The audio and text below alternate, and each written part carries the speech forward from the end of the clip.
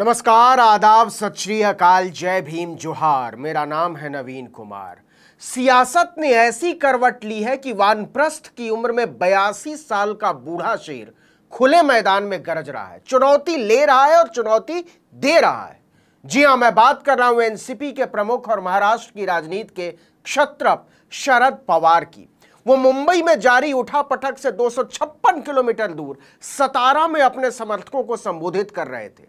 उन्होंने गरजते हुए कहा कि भाजपा ने हमें सत्ता की ताकत के दम पर तोड़ने की कोशिश की है, लेकिन हम इसका सामना करेंगे और पार्टी को फिर से खड़ा करेंगे। लोगों का समर्थन हमारे साथ है, जनता का प्यार बना रहा तो चुनाव तक पूरी तस्वीर बदल डालेंगे। उन्होंने चेतावनी देते हुए कहा कि एनसीपी हमारी थी, हमारी है, हमारी रहेगी। पवार ने अजीत पवार को चुनौती देते हुए कहा कि उनके खेमे से कई लोगों ने मुझे फोन किया और कहा कि हमारी विचारधारा एनसीपी से अलग नहीं है, आप हरगिज परेशान न हो, हम लोग अगले कुछ दिनों में अंतिम फैसला लेंगे। राज्य में हमारा संगठन मजबूत है। मतलब महाराष्ट्र की राजनीति की नई पिक्चर अभी शुरू भर हुई है, पूरी पिक्चर तो अभी बाकी है। आपको याद हो तो 2 जुलाई को ही अजीत पवार ने कहा था कि पार्टी, चुनाव चिन्ह और विधायक सब हमारे साथ हैं, हम अगला चुनाव एनसीपी के चुनाव चिन्ह पर ही लड़ेंगे। इसके बाद से महाराष्ट्र की पूरी राजनीति उलट पलट गई थी कि बीजेपी की चाल ने उद्धव ठाकरे के बाद शरद पवार से भी उनकी पार्टी छीन ली है। जब यह सारा खेल चल रहा था तब शरद पवार पुणे के अपने घर में बैठकर टीवी देख रहे थे। कुछ ही देर में प्रदेश अध्यक्ष जयंत पाटिल भी वहां पहुंच गए और इसके बाद तय होने लगा कि आगे क्या करना है। पवार ने कहा कि सतारा में समर्थकों की एक बैठक बुलाई जाए और अगले ही दिन वो पार्टी पर अपनी पकड़ मजबूत होने का ऐलान कर रहे थे। देखिए कि गुरु पूर्णिमा का दिन था, इसलिए समर्थकों को संबोधित करने से पहले शरद पवार सतारा के कराड़ में अपने गुरु और पूर्व मुख्यमंत्री यशवंतराव चव्हाण की समाधि पर पहुंचे और श्रद्धांजलि दी। ऐसा लगा जैसे शरद पवार इस स्थिति के लिए पहले से तैयार थे और वो अजीत पवार के फैसले से आहत जरूर हैं, लेकिन परेशान नहीं। उन्होंने कहा कि अजीत पवार ने जो भी किया है वो उनका निजी फैसला है, पार्टी का नहीं है, और उनके साथ गए लोगों को इसकी सजा भुगतनी होगी और इसकी चिट्ठी जारी हो गई। इस सभा से पहले शरद पवार ने एनसीपी अनुशासन समिति की बैठक बुला ली और इस समिति ने सर्वसम्मति से अजीत पवार समेत उनके साथ गए एनसीपी के 9 विधायकों को अयोग्य ठहराने का प्रस्ताव पारित करके हड़कंप मचा दिया। इसके साथ ही शरद पवार ने सांसद प्रफुल्ल पटेल और सुनील तटकरे को भी पार्टी से बाहर कर दिया। आपको बता दें कि उनकी बेटी और सांसद सुप्रिया सुले ने दोनों के खिलाफ पार्टी विरोधी गतिविधि में एक्शन लेने के लिए अपने लेटर हेड पर पवार को चिट्ठी लिखी थी। इस चिट्ठी की एक प्रति उन्होंने एनसीपी की सेंट्रल डिसिप्लिनरी कमेटी यानी केंद्रीय अनुशासन समिति के अध्यक्ष को भी भेजी थी। इस चिट्ठी के पहुंचने के फौरन बाद अजीत पवार के साथ शपथ समारोह में भाग लेने गए 3 नेताओं को पार्टी से निष्कासित कर दिया गया। इन 3 नेताओं में पार्टी का क्षेत्रीय महासचिव शिवाजी राव गर्जे, अकोला शहर जिलाध्यक्ष विजय देशमुख और मुंबई डिवीजन के कार्यकारी अध्यक्ष नरेंद्र राणे शामिल हैं।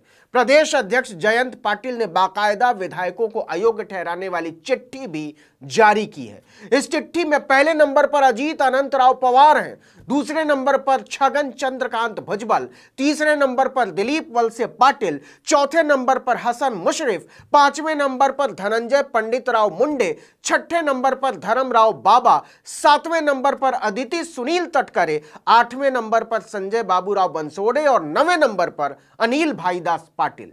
जल्दी ही विधायकों को अयोग्य ठहराने के फैसले से विधानसभा के अध्यक्ष को भी अवगत करा दिया जाएगा। मतलब उनके पास शिंदे गुट के विधायकों को अयोग्य ठहराने की फाइल तो थी ही, अब अजीत पवार गुट के विधायकों की फाइल भी पहुंच गई है। सुप्रीम कोर्ट का रास्ता खुला हुआ है, आप जानते हैं। पवार ने कहा कि पार्टी के प्रदेश अध्यक्ष जयंत पाटिल को उन विधायकों के खिलाफ कोई भी कार्रवाई करने का पूरा अधिकार है जिन्होंने अजीत पवार के साथ महाराष्ट्र कैबिनेट में शपथ ली है। मेरे पास विधायकों के जाने के 2-3 पुराने अनुभव हैं, आगे नतीजे अच्छे होंगे, देख लीजिएगा। दूसरी तरफ अजीत पवार ने भी ईंट से ईंट बजाने का ऐलान कर दिया। शरद पवार के ऐलान के फौरन बाद अजीत पवार ने भी अपने एनसीपी वाले गुट की नई टीम बना दी। जिन सुनील तटकरे को शरद पवार ने पार्टी से बाहर का रास्ता दिखाया, उन्हें अजीत पवार ने महाराष्ट्र का प्रदेश अध्यक्ष बना दिया अपने गुट का। इसके बाद शरद पवार ने समर्थकों के बीच गरजते हुए कहा कि हम तो उद्धव ठाकरे के नेतृत्व में महाराष्ट्र की सेवा कर रहे थे, लेकिन कुछ लोगों से यह बर्दाश्त नहीं हुआ और हमारी सरकार को गिरा दिया।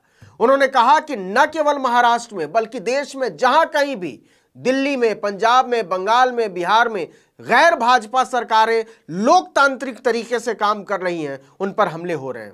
हमने इन सब के खिलाफ खड़े होने की कोशिश की, लेकिन दुर्भाग्य से हम में से कुछ लोग इससे बाहर हो गए।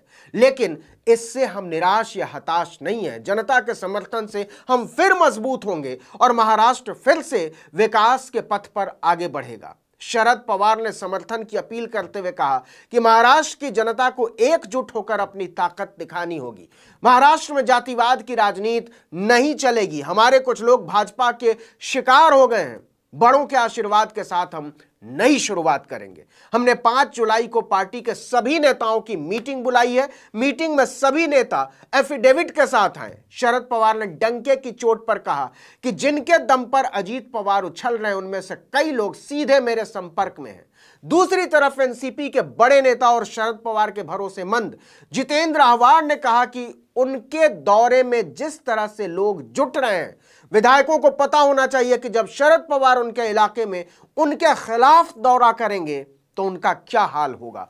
पवार साहब ने पार्टी बनाई है, चुनाव चिन्ह उनका है, न कि प्रफुल्ल पटेल, अजीत पवार या नरेंद्र मोदी का। इस खलबली के बीच अजीत पवार छगन भुजबल के साथ देवेंद्र फडणवीस के घर पहुंचे और लगभग 1.5 घंटे तक बैठक की। आपको पता ही है कि एनसीपी के साथ ठीक वही हुआ है जो 1 साल पहले शिवसेना के साथ हुआ था। भाजपा ने एकनाथ शिंदे के प्रयोग को ही अजीत पवार के साथ दोहरा दिया है। 12 घंटे से भी कम समय में तेजी से घटे घटनाक्रम के बीच अजीत पवार को डिप्टी सीएम पद की शपथ दिला दी गई और उनके साथ एनसीपी के 8 विधायकों ने भी शपथ ली।